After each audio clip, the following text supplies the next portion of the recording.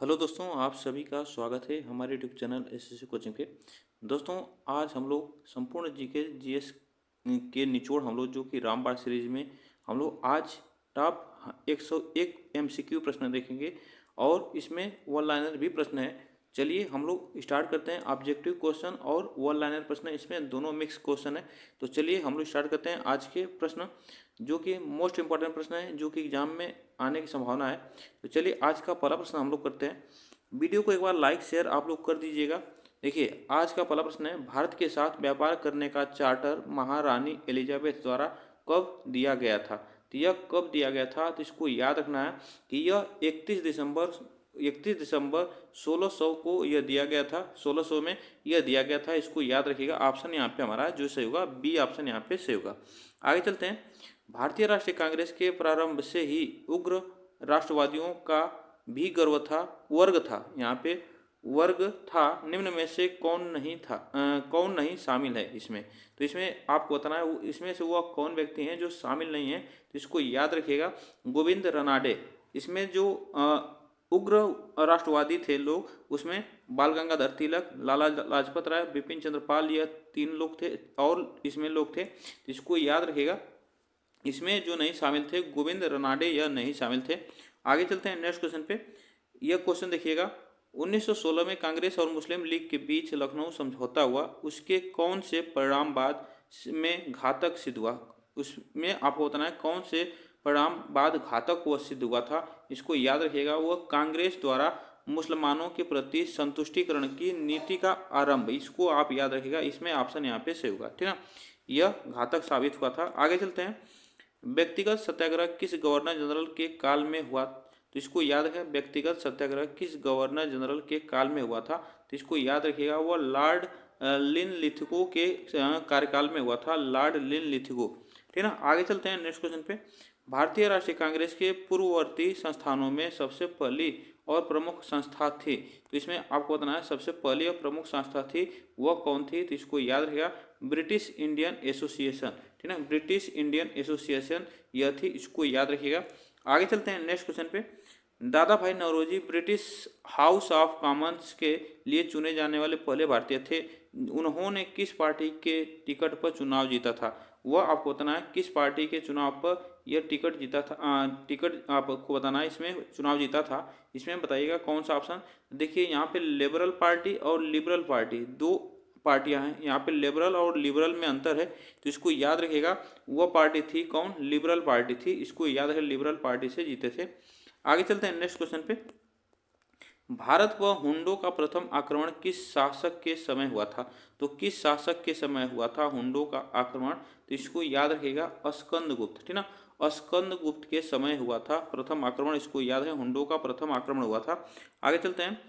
एहोल अभिलेख किस शासक से संबंधित है।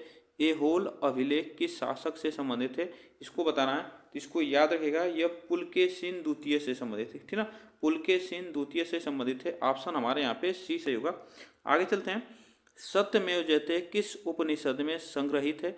सत्यमेव जयते किस उपनिषद में संग्रहित है, इसको आपको बताना है। सत्यमेव जयते किस उपनिषद में संग्रहित है। तो यह याद रखेगा, मुंडकोपनिषद से में यह संग्रहित है। आगे चलते हैं नेक्स्ट क्वेश्चन पे। महावस्तु महात्मा बुद्ध का जीवन वृतांत, इसका संबंध किस शाखा से है, इसको बताना। ये इसका संबंध किस शाखा से है। तो यह आप याद रखिएगा, इसका संबंध है महायान, ठीक ना, महायान से संबंधित है। आगे चलते हैं नेक्स्ट क्वेश्चन पे। अकबर द्वारा बनाए गए उपासना भवन का क्या नाम था। अकबर द्वारा बनाया गया उपासना भवन का नाम आपको बताना है। इसमें याद रखिएगा, उसका नाम था इबादत खाना, उसका नाम था, यह याद रखिएगा। आगे चलते हैं।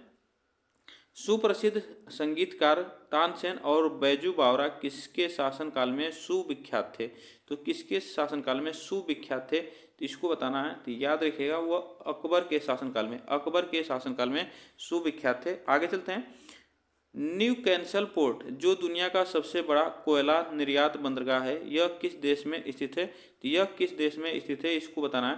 तो यह याद रखिएगा, न्यू कैंसल पोर्ट जो है यह सबसे बड़ा कोयला निर्यात है, बंदरगाह है। तो इसको याद रखिए, यह ऑस्ट्रेलिया में निर्मित है, ऑस्ट्रेलिया में है, इसको याद रखिएगा, स्थित है। आगे चलते हैं। देशांतर रेखाओं के संबंध में कौन सही है? देशांतर रेखाओं के संबंध में कौन सही है, इसको बताना है। तो देशांतर रेखाओं के संबंध में आप याद रखिएगा, जो कि देशांतर के मध्य सर्वाधिक दूरी विषुवत रेखा पर होती है, यही सही है, ठीक ना, यही सही है। यह अक्षांश रेखाओं के समांतर, यह गलत है, और इसकी संख्या 180 होती है। देशांतर रेखाओं की दूरी को प्रदर्शित करती है, इसको याद है, यह गलत है। इसमें जो ऑप्शन होगा डी ऑप्शन यहाँ पे सही होगा। आगे चलते हैं। निम्नलिखित में से कौन सी नदी अपने मार्ग बदलने के लिए प्रख्यात है? तो कौन सी नदी है अपने मार्ग बदलने के लिए प्रख्यात है? तो याद रखिएगा, सबसे प्रख्यात नदी है अपने मार्ग बदलने के लिए कोसी नदी है। आगे चलते हैं। किस मृदा प्रारूप में लोहे के अतिरिक्त मात्रा होने के कारण अनुवर्तक हो जाती है? तो वह आपको बताना है। तो इसमें लोहे की अतिरिक्त मात्रा होने का अनुवर्तक हो जाती है, तो इसमें याद है वो कौन सी मिट्टी है? तो लेटराइट मिट्टी है, इसको याद रखिएगा। आगे चलते हैं।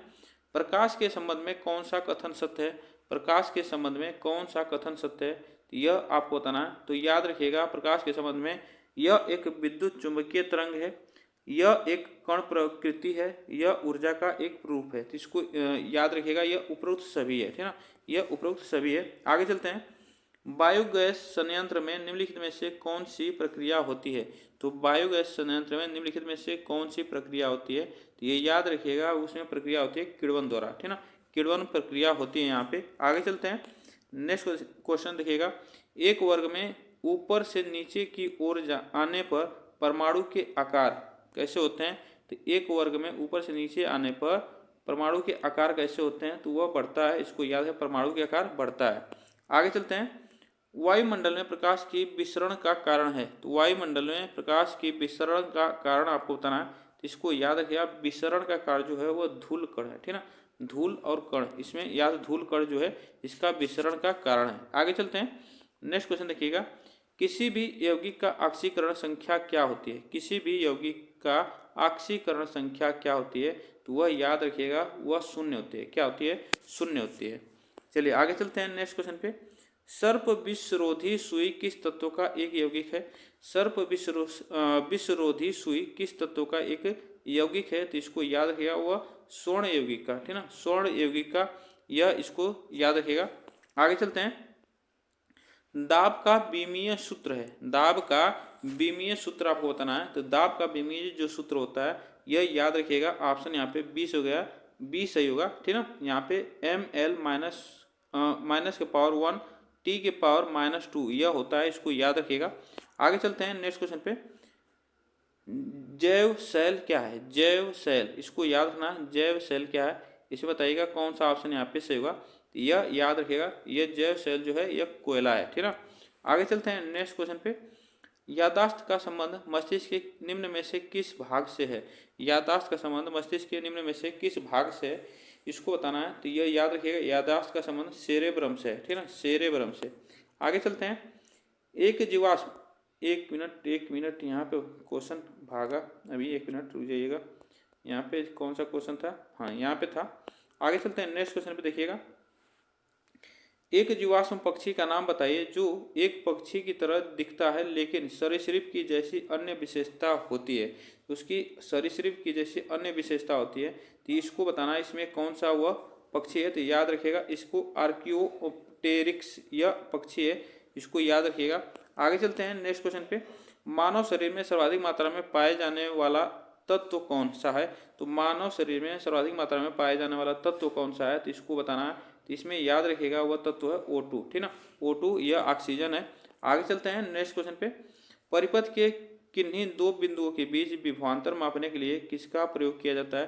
तो यह किसका प्रयोग किया जाता है, तो इसको याद रखिएगा, वोल्ट मीटर का प्रयोग किया जाता है। किसका? वोल्ट मीटर का प्रयोग किया जाता है। आगे चलते हैं नेक्स्ट क्वेश्चन पे। आपातकाल के दौरान मौलिक अधिकारों का निलंबन कौन कर सकता है? तो आपातकाल के दौरान मौलिक अधिकारों का निलंबन कौन कर सकता है? तो वह कर सकता है भारत का राष्ट्रपति, ठीक ना, भारत का राष्ट्रपति कर सकता है। आगे चलते हैं नेक्स्ट क्वेश्चन पे। प्राक्कलन समिति के सदस्यों का कार्यकाल कितने वर्ष का होता है? तो प्राक्कलन समिति के सदस्यों का कार्यकाल कितने वर्ष का होता है? तो यह आप याद रखिएगा, यह होता है 1 वर्ष का, ठीक ना, 1 वर्ष का होता है। आगे चलते हैं। निम्नलिखित में से किसके अनुमोदन से भारत के संचित निधि से पैसा निकाला जाता है? तो इसको आपको बताना है, इसमें कौन सा ऑप्शन यहाँ पे से होगा? तो यह निकाला जाता है, तो यह भारत की संसद से, ठीक ना, भारत की संसद, यह संचित निधि से पैसा निकाला जाता है। इसको याद है, किसके? भारत की संसद के अनुमोदन से निकाला जाता है। आगे चलते हैं, देखिएगा भारतीय संविधान में विधि के समक्ष समता किस देश के संविधान से लिया गया है? तो यह आपको ना, विधि के समक्ष समता किस देश के संविधान से लिया गया है? तो इसको याद रखिएगा, ब्रिटेन के संविधान से लिया गया है। ब्रिटेन के संविधान से। यहाँ पे एक और प्रश्न पूछेगा कि एकल नागरिकता का संबंध किस देश के संविधान से है?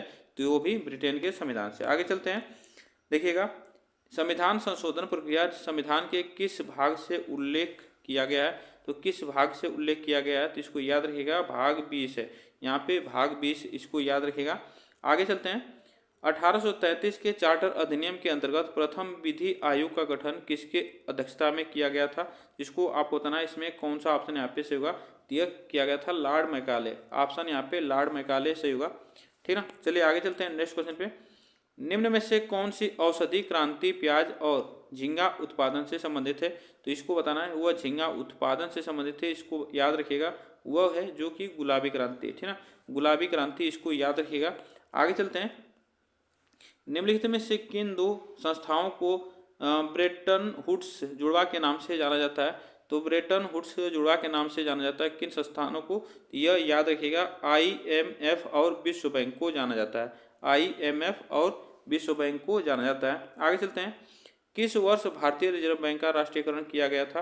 तो किस वर्ष भारतीय रिजर्व बैंक का राष्ट्रीयकरण किया गया था? तो इसको याद रखिएगा, यह 1949 में किया गया था, 1949 में। आगे चलते हैं, देखिएगा हिंदू राष्ट्र का विचार मूलतः किसका है? हिंदू राष्ट्र का विचार मूलतः किसका है? तो यह आपको याद रखना है, यह BD सावरकर का, ठीक ना, BD सावरकर, ऑप्शन यहाँ पे से होगा। आगे चलते हैं, एक मिनट, चलिए आगे चलते हैं, देखिएगा भारत में आयकर है, भारत में आयकर कैसा है?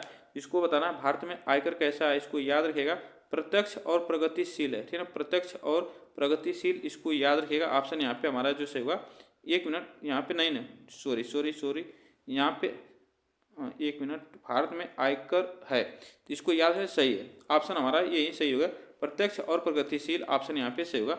आगे चलते हैं नेक्स्ट क्वेश्चन पे, कुचिपुड़ी किस राज्य का प्रसिद्ध लोक नृत्य है? तो कुचिपुड़ी किस राज्य का प्रसिद्ध लोक नृत्य है? तो यह याद रखें, कुचिपुड़ी यह आंध्र प्रदेश का यह एक क्या प्रसिद्ध लोक नृत्य है, ठीक ना, इसको याद रखिएगा। आगे चलते हैं, हिमानी उत्तम पर्व का संबंध किस खेल से है? तो हिमानी उत्तम पर्व का संबंध किस खेल से है? इसको बताना है, तो याद रखिएगा, मलखम्ब से यह संबंधित है।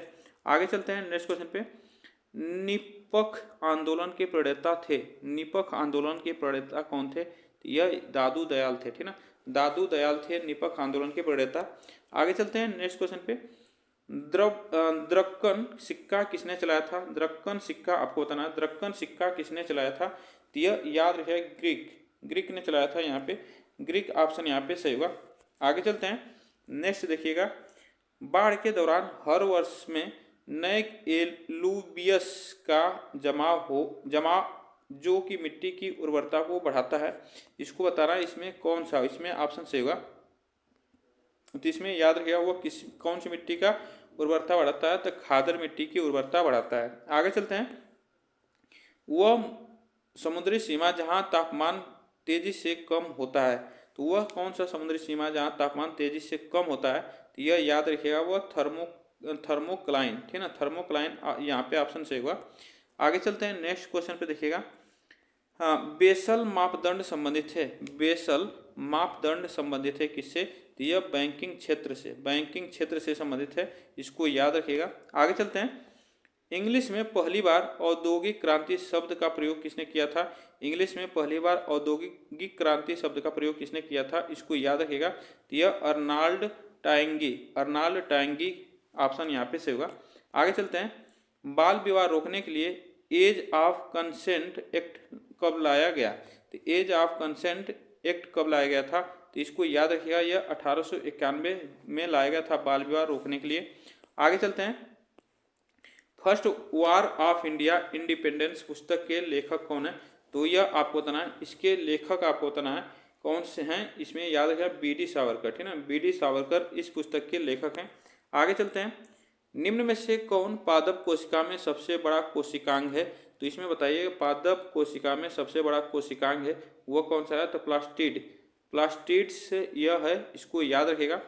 इसके बाद आता है यहाँ पे देखिएगा क्वेश्चन, वन लाइनर क्वेश्चन हो गए इसमें, जो कि 51 क्वेश्चन है। देखिएगा, सर्वप्रथम कार्बोहाइड्रेट का पाचन कहाँ से होता है? तो यह मुंह से होता है, ठीक ना, किस कहाँ से? मुंह से। चित्तौड़ दुर्ग में विजय स्तंभ किसने बनवाया था? तो यह राणा कुंभा ने बनवाया था।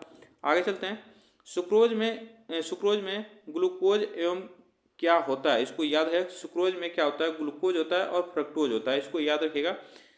1857 के गदर क्रांति में, यहाँ पे गदर क्रांति में भारत का गवर्नर कौन था? इसको याद है, गदर क्रांति में यह भारत का गवर्नर पूछा है तो लॉर्ड कैनिंग था। आगे चलते हैं, देखिएगा, मंत्रिमंडल सचिवालय पर किसका नियंत्रण होता है? इसको याद रखिएगा, प्रधानमंत्री का नियंत्रण होता है, प्रधानमंत्री का। सुमात्रा द्वीप कहाँ अवस्थित है? तो यह इंडोनेशिया में अवस्थित है। आगे चलते हैं, देखिएगा, मूत्र का पीला रंग किसकी मौजूदगी के कारण होता है? तो यह यूरोक्रोम के कारण होता है, यूरोक्रोम के। श्वेत रक्त कण किस में बनता है? तो यह अस्थि मज्जा में बनता है। आगे चलते हैं नेक्स्ट क्वेश्चन पे, प्रोटॉन तथा न्यूट्रॉन परमाणु के कहाँ होते हैं? तो यह याद रखिएगा, प्रोटॉन तथा न्यूट्रॉन जो होते हैं परमाणु के किस कहाँ पे होते हैं? तो वह नाभिक में होते हैं। खैबर दर्रा किन दो देशों के बीच स्थित है? तो यह पाकिस्तान और अफगानिस्तान के बीच स्थित है।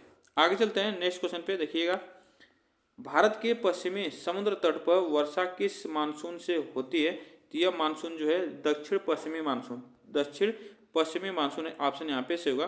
देखिएगा, भारत की समुद्री मार्ग की खोज 1498 में किसने किया था? तो यह वास्को डी गामा ने किया था, वास्को डी गामा ने किया था। प्रथम विश्व युद्ध की अवधि क्या थी? प्रथम विश्व युद्ध की अवधि आपको बताना है, तो यह क्या थी? 1914 से 1918 तक। काबुई जनजाति का संबंध किस राज्य से? काबुई जनजाति का संबंध यह मणिपुर राज्य से संबंधित है। आगे चलते हैं, नागरिक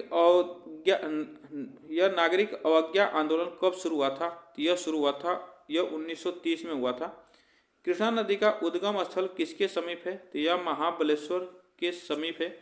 आगे चलते हैं, नयत्राय किसके उपासक थे? नयत्राय थे यह शिव के उपासक थे।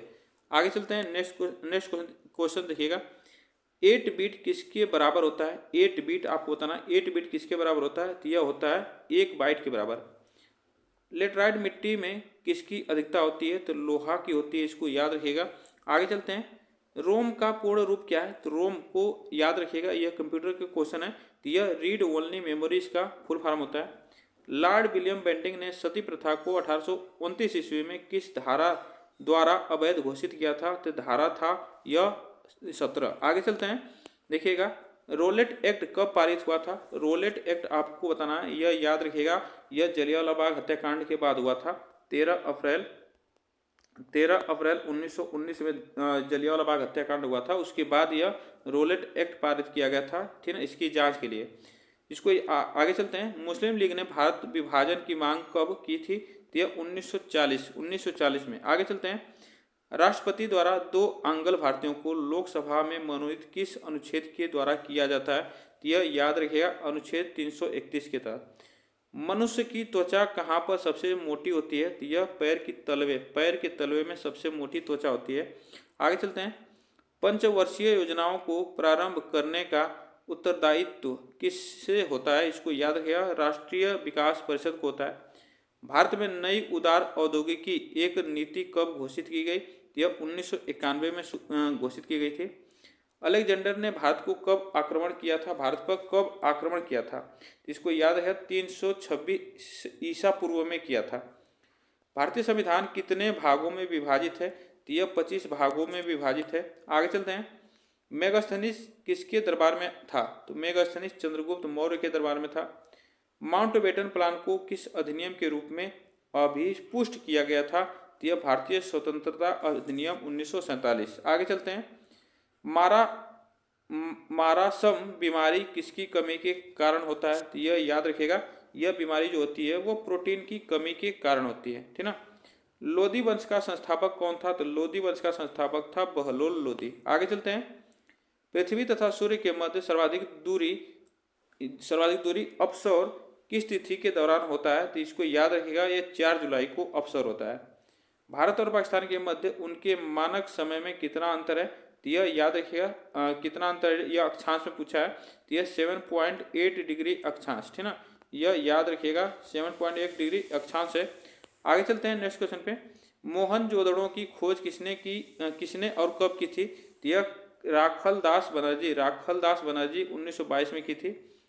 लॉर्ड कॉर्नवालिस ने बंगाल में अस्थायी बंदोबस्त कब लागू किया था? तो 22 मार्च 1793 में। आगे चलते हैं। हुमायूं का मकबरा का निर्माण किसने कराया था? तो हुमायूं का मकबरा का निर्माण यह हमीदा बानो बेगम 1565 में कराया था। प्लास्टर ऑफ पेरिस किससे प्राप्त किया जाता है? तो यह जिप्सम से प्राप्त किया जाता है। आगे चलते हैं। तपेदिक में शरीर का कौन सा अंग प्रभावित होता है? तो यह याद रखें, यह फेफड़ा होता है। वॉशिंग मशीन की कार्यप्रणाली किस सिद्धांत पर कार्य करती है? तो यह अपकेंद्रण पर कार्य करती है। आगे चलते हैं। यहाँ पे देखिएगा, कांग्रेस के अंदर उग्रवादी दल यहाँ पे होगा, उग्रवादी दल का अग्रगामी थे, तो यह याद रखें बाल गंगाधर तिलक थे। लोहा की कमी से कौन सा रोग होता है? तो यह एनीमिया रोग होता है, ठीक ना। आगे चलते हैं। हल्दी घाटी का युद्ध कब हुआ था? हल्दी घाटी का युद्ध आपको बताना है, तो यह 1576 में हुआ था। सबसे लंबी तटीय रेखा वाला राज्य कौन सा है? तो वह गुजरात राज्य है। आगे चलते हैं। भारत की विदेशी मुद्रा का अभिरक्षक कौन है? तो भारत की विदेशी मुद्रा का अभिरक्षक जो है वह आरबीआई है।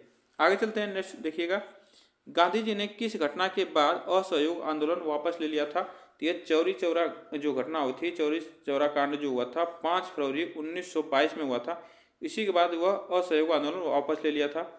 कम्युनल अवार्ड की घोषणा किसके द्वारा किया गया था? तो यह मैकडोनाल्ड के द्वारा किया गया था।